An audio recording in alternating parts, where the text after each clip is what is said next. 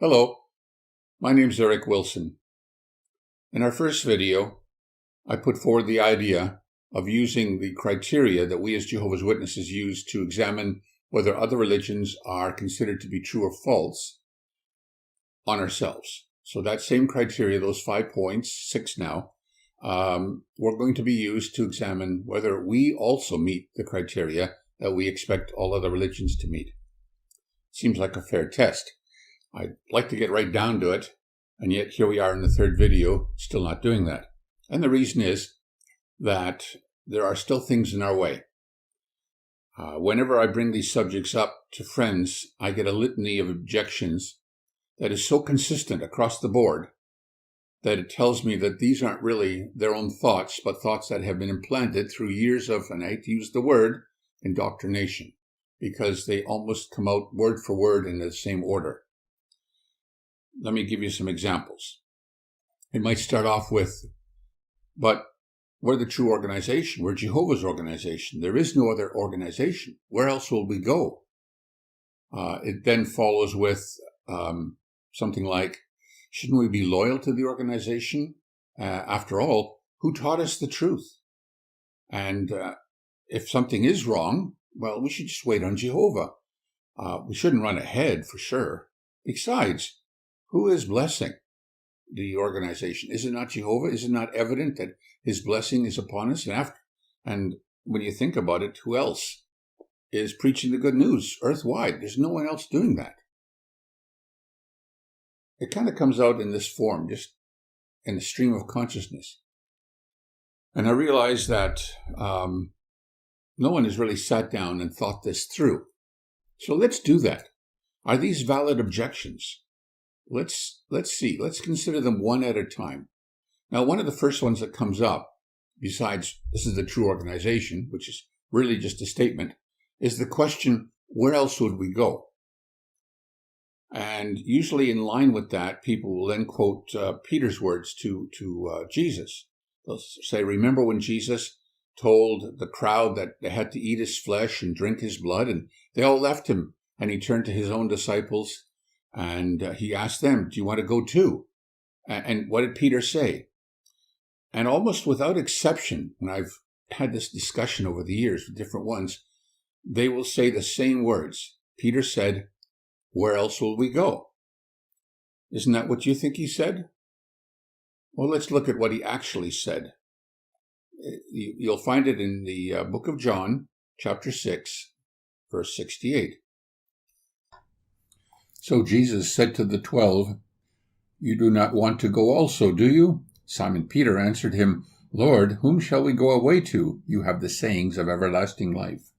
John 6, 67 and 68. Whom? He uses the word whom. Whom will we go to? Not where will we go? Now there's a big difference there.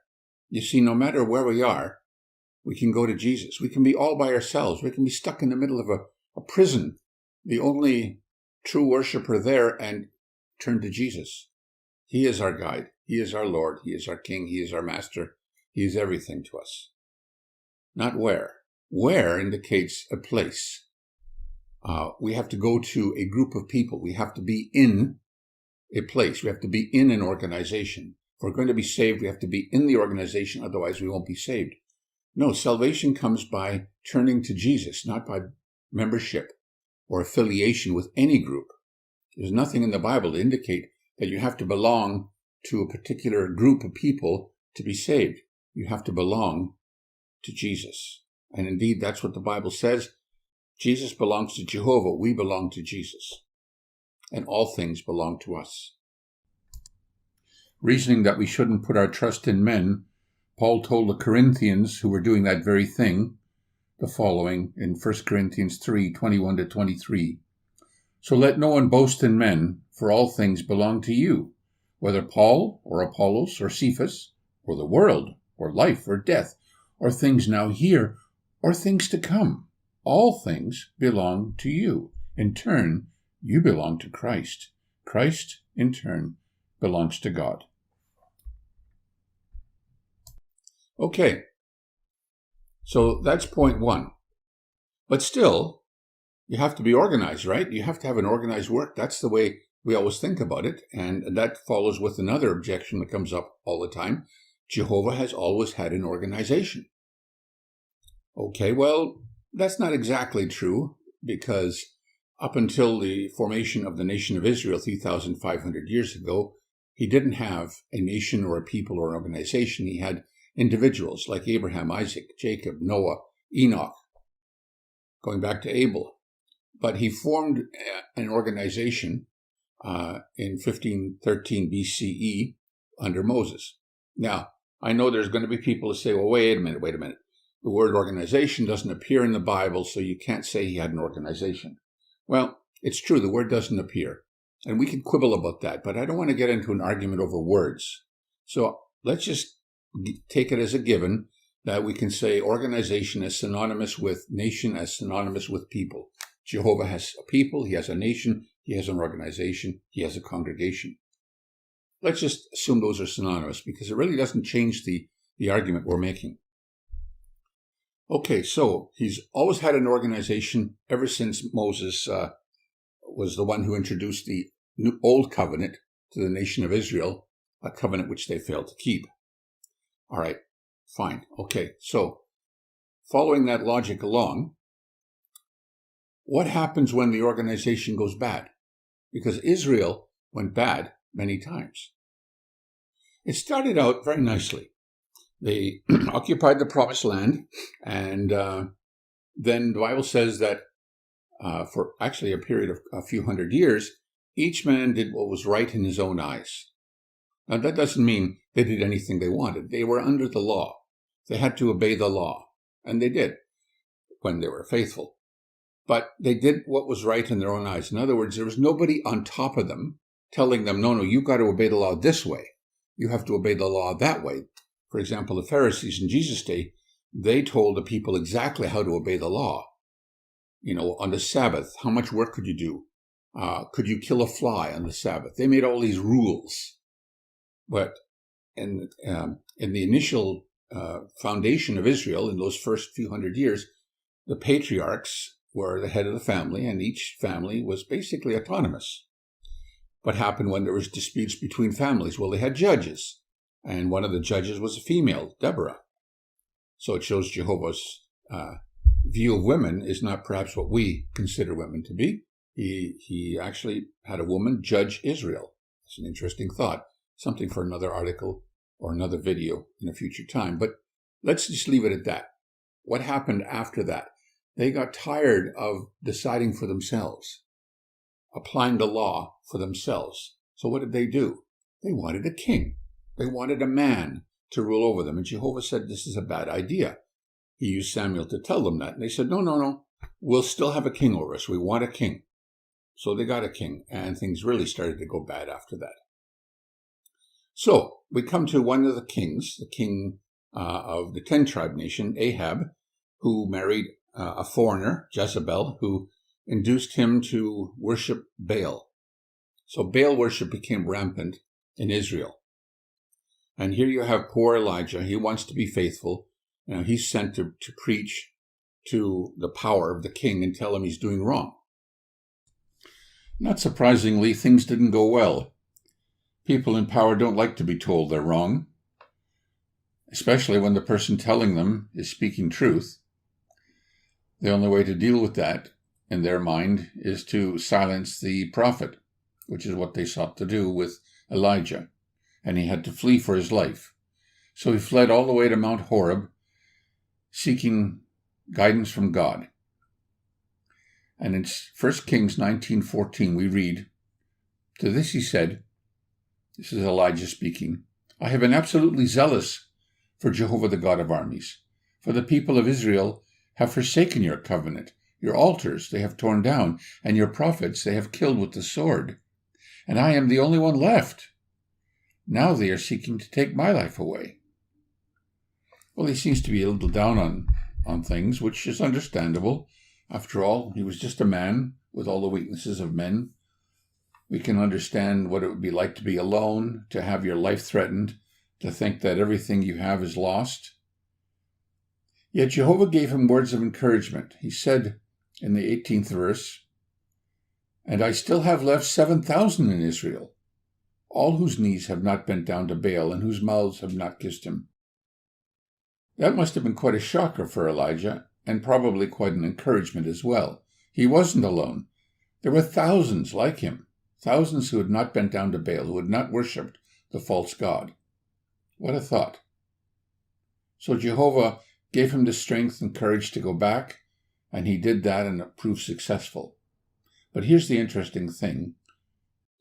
If Elijah wanted to worship, and if those 7,000 faithful men wanted to worship, where did they worship? Could they go to Egypt? Could they go to Babylon? Could they go to Edom or any of the other nations? No. Those all had false worship. They had to stay in Israel. It was the only place where the law existed, the law of Moses and the regulations and true worship. Yet Israel wasn't practicing true worship. They were practicing Baal worship.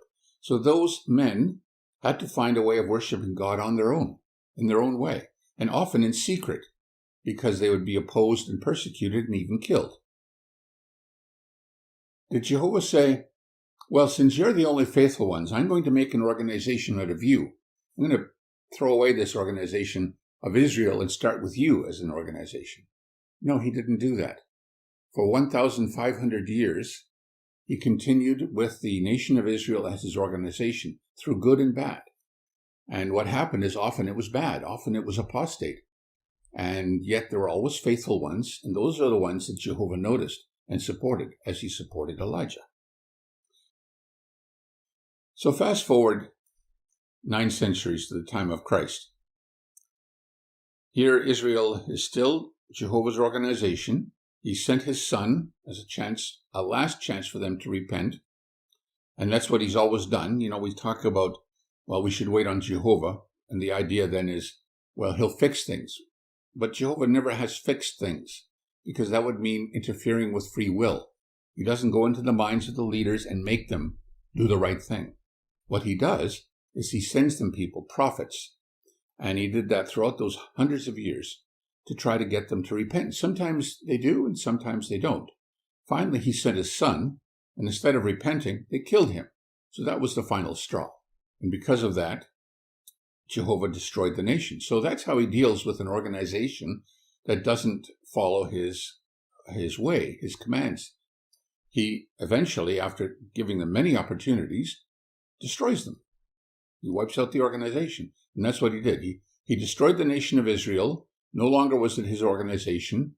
The old covenant was no longer in force. He put a new covenant, and he put that with individuals that were Israelites. So he still took from the seed of Abraham faithful men, but now he brought from the nations more faithful men, others who weren't Israelites, and they became Israelites in the spiritual sense.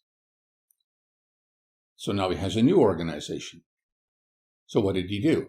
He continued supporting that organization.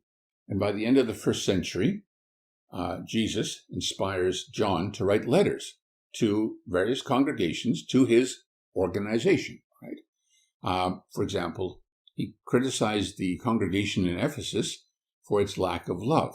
It left the love that they had at first. Then Pergamum, they were accepting the teaching of Balaam. Remember, Balaam induced the Israelites to idolatry and sexual immorality. They were accepting that teaching. There was also a sect of Nicolaitans that they were tolerating. So sectarianism was entering into the congregation, into the organization.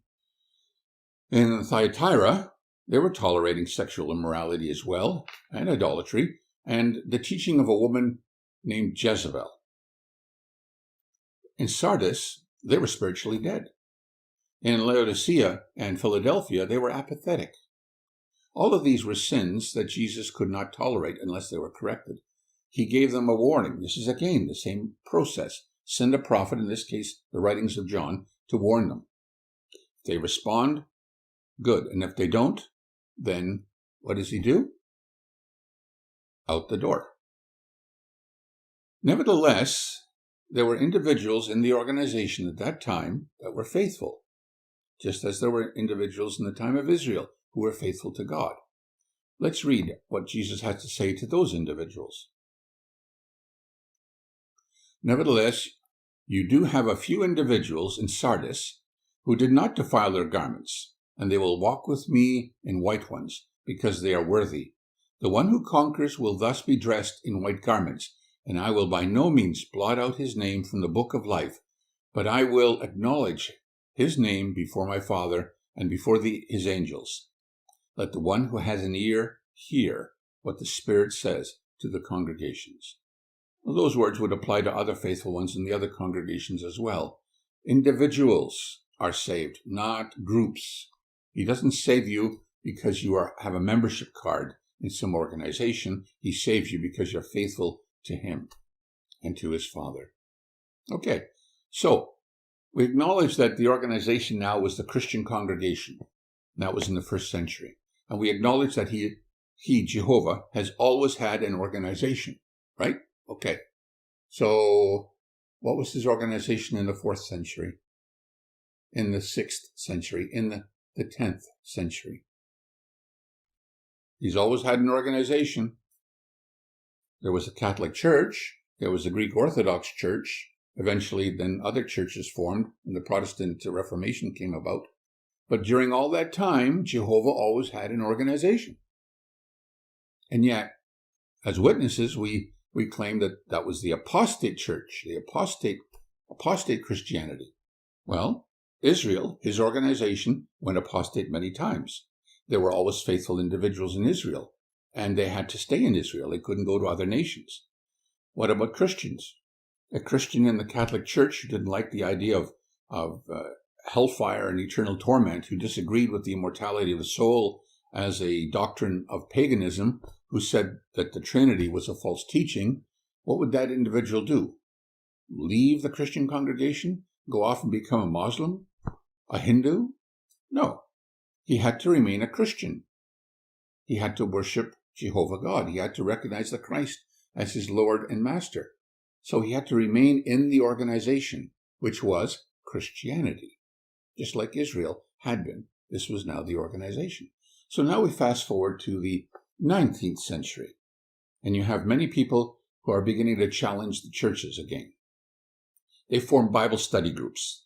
The Bible Student Association is one of them, of various Bible study groups around the world that joined together, but still maintained their individuality because they weren't under anyone except Jesus Christ.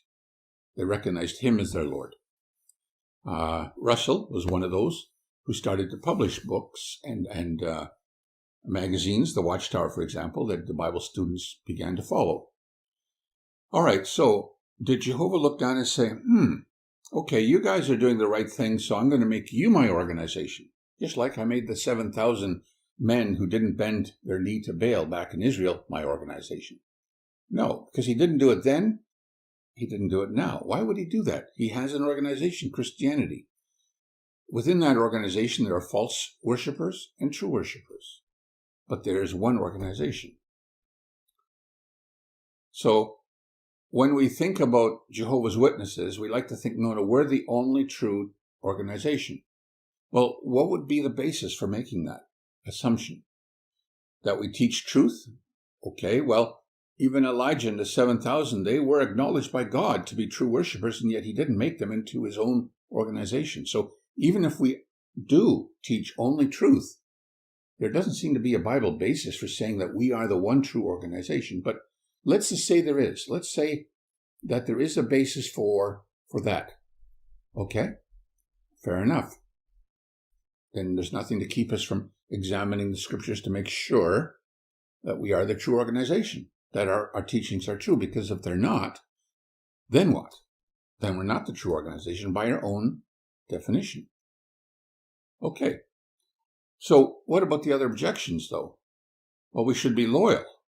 We're hearing that a lot these days. Loyalty. There's a whole convention on loyalty. We even changed the wording of Micah 6:8 from love kindness to love loyalty, which was not the way it's worded in Hebrew. Why? Because we're talking about loyalty to the governing body, loyalty to the organization.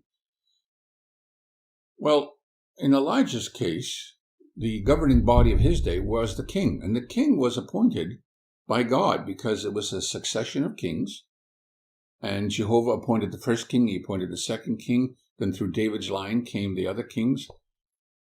And so you could argue quite scripturally that they were appointed by God. Whether they did good or bad, they were appointed by God. Was Elijah loyal to the king? If he had been, then he would have worshipped Baal. He couldn't do that because his loyalty would have been divided. Am I loyal to the king or loyal to Jehovah? So we can only be loyal to any organization if that organization is completely 100% in line with Jehovah. And if it is, then why just not say we're loyal to Jehovah and leave it at that? So we're starting to get a little carried away if we start to think, oh no, I've got to be loyal to men. But who taught us the truth? That's the argument. I didn't learn the truth on my own. I learned it from the organization. Okay? So if you learned it from the organization, you must now be loyal to the organization. That's basically the reasoning that we're saying. Well, a Catholic could use the same reasoning, or a Methodist, or a Baptist, or a Mormon. I learned from my church, so I must be loyal to them. We'd say, no, that's different. Oh, how is it different? Well, it's different because they're teaching false things. Now we're right back to square one. That's the whole point of this video series, to make sure that we're teaching true things. And if we are, fine. The argument might hold water. But if we're not, then the argument turns against us. What about the good news? That's another thing that comes up all the time. It's the same story. Yes, we're the only ones preaching the good news worldwide. This ignores the fact that a third of the world claims to be Christian. How did they get to be Christian? Who taught them the good news over the centuries so that a third of the world, over 2 billion people, are Christian? Yeah, but they're false Christians, we say. They were taught a false good news. Okay, why? Because they were taught the good news based on false teachings. We're right back to square one. If our good news is based on true teachings, we can claim to be the only ones preaching the good news. But if we're teaching falsehoods, then how are we different? And this is a very serious question, because the consequences of teaching the good news based on falsehood is very, very severe. Let's look at Galatians 1, 6-9. In his letter to the Galatians, Paul addresses a problem that existed back then and which has continued to exist right down to this day. In chapter 1, verse 6, he says, I am amazed that you are so quickly turning away from the one who called you with Christ's undeserved kindness to another sort of good news. Not that there is another good news, but there are certain ones who are causing you trouble and wanting to distort the good news about the Christ. However, even if we, or an angel out of heaven, were to declare to you as good news something beyond the good news that we declared to you, let him be accursed. As we have said before, I now say again, whoever is declaring to you as good news something beyond what you accepted, let him be accursed. So we come back to waiting on Jehovah. Okay, let's take a minute here and just do a little research about waiting on Jehovah. Oh, and by the way, I should mention that this is always tied in with my other favorite misapplication. We shouldn't run ahead. Okay, running ahead means that we're coming up with our own doctrines. But if we're trying to find the true teachings of Christ, then if anything, we're running backwards. We're going back to the Christ, back to the original truth, not running ahead with our own thoughts. And waiting on Jehovah, well, in the Bible, let's just go to the Watchtower Library and see how it's used in the Bible. Now, what I've done here is use the words wait and waiting separated by the vertical bar, which will give us every occurrence where either of those two words exists in a sentence, along with the name Jehovah. There are 47 occurrences altogether, and to save time, I'm not going to go through all of them because some of them are relevant and some of them are not. For example, the very first occurrence in Genesis is relevant. It says, I will wait for salvation from you, O Jehovah. So when we say wait on Jehovah, we can use that in the context of waiting on him to save us. However, the next occurrence is in Numbers, where Moses said, wait there and let me hear what Jehovah may command regarding you. So that isn't relevant to our discussion. They're not waiting on Jehovah, but the two words do occur in the sentence. So to save the time of going through each and every occurrence and reading each one right now, I'm going to extract those that are relevant, that do relate to waiting on Jehovah in some sense. However, I do recommend you do this search yourself at your own pace to be sure that everything you're hearing is accurate according to what the Bible teaches. So what I've done here is paste in the scriptures that are relevant to our discussion for your review. And we've already read Genesis, waiting on Jehovah for salvation. The next one in Psalm is very much in the same vein, waiting on him for salvation, as is Psalm 33:18, where it talks about waiting for his loyal love. Well, his loyal love refers to his keeping of promises. As he loves us, he fulfills his promises to us. The next one also is the same idea, his loyal love, Psalm 33:22. So again, we're talking about salvation in that same sense. Keep silent for Jehovah, says Psalm 37:7, and wait expectantly for him. Do not be upset by the man who succeeds in carrying out his schemes. So in that case, if someone is deceiving us or abusing us or taking advantage of us in any way, we wait on Jehovah to fix the problem. The next one talks about let Israel keep waiting for Jehovah is loyal in his love, and he has great power to redeem. So redemption, he's talking salvation again. And the next one talks about loyal love. The next one talks about salvation. So really, everything, when we're talking about waiting on Jehovah, everything relates to waiting on him for our salvation. So if we happen to be in a religion that teaches falsehood, the idea isn't that we're going to try to fix that religion. That's not the idea. The idea is that we remain faithful to Jehovah, loyal to him, which means we adhere to truth, just like Elijah did, and we don't deviate from the truth, even though those around us do. But on the other hand, we don't rush ahead and try to fix things ourselves. We wait on him to save us. Does all this scare you? Obviously, we are suggesting, though we haven't proven it yet, that some of our teachings are false. Now, if that turns out to be the case, we come back to the question, where else will we go? Well, we've already said we don't go anywhere else. We go to someone else. Well, what does that mean? You see, as a Jehovah's Witness, and I'm speaking from my own experience, we've always thought that we are on the one ship, the organization is like a ship, that is going toward paradise. It's sailing toward paradise. All the other ships, all the other religions, some of them are big ships, some of them are little sailboats, but all the other religions, they're going in the opposite direction. They're going toward the waterfall. They don't know it, right? So if suddenly I realize that my ship is based on false doctrine, then I'm sailing with the rest. I'm going toward the waterfall. Where do I go? See, the thought is, I need to be on a ship, because how do I get to paradise if I'm not on a ship? I can't swim the whole way. And then it suddenly struck me, we need faith in Jesus Christ. And what does faith enable us to do? It allows us, it enables us, it gives us the power to walk on water. We can walk on water. That's what Jesus did. He literally walked on water by faith. And he did that not in a showy display of power, but to make a very, very important point. With faith, we can move mountains. With faith, we can walk on water. We don't need anyone else or anything else because we have the Christ.